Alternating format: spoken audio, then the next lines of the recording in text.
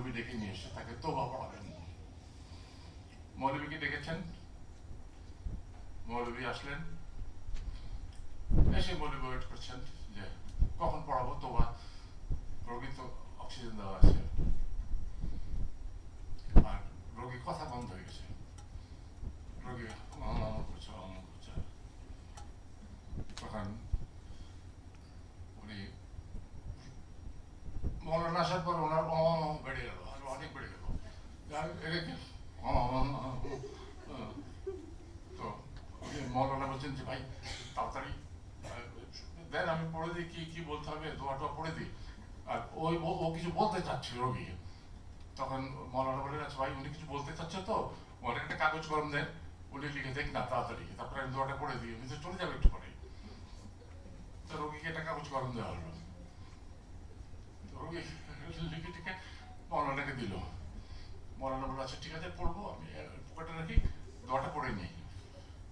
তারপরে উনি দোয়াটা পড়লেন, দোয়া পড়তে পড়তে রোগী মারা গেল। মৌলানা কাগজটা পকেট থেকে বের করলেন, কাগজে লেখা আছে হুজুর আপনি আমার অক্সিজেন পাইপের উপর দাঁড়িয়ে আছেন।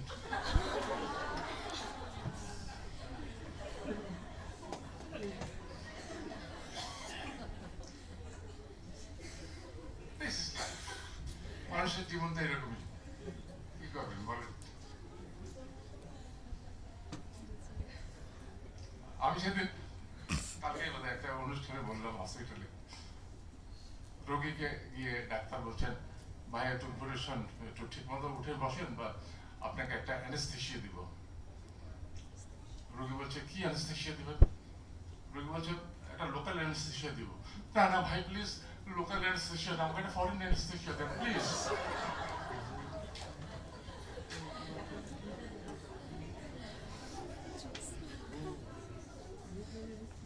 আর এরকম বহুত কিছু আছে, ডাক্তারদের নিয়ে অনেক কিছু আছে, রোগীদের নিয়েও আছে।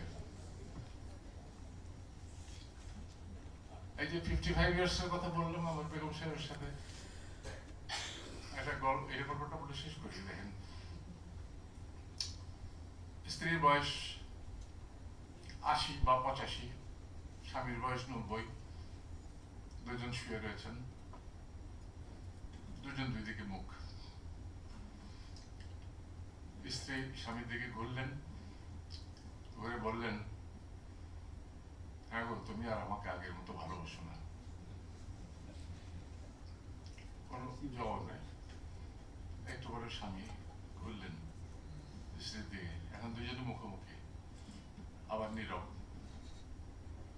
স্ত্রী বললেন আগে শোয়ার পর কি সুন্দর তুমি আমার গায়ের উপরে একটা হাত রাখতে।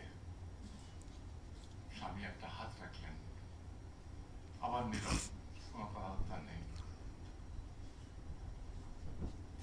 তারপরে স্ত্রী বললেন হাতটা রেখে কি সুন্দর করে একটা চুমু দিতে।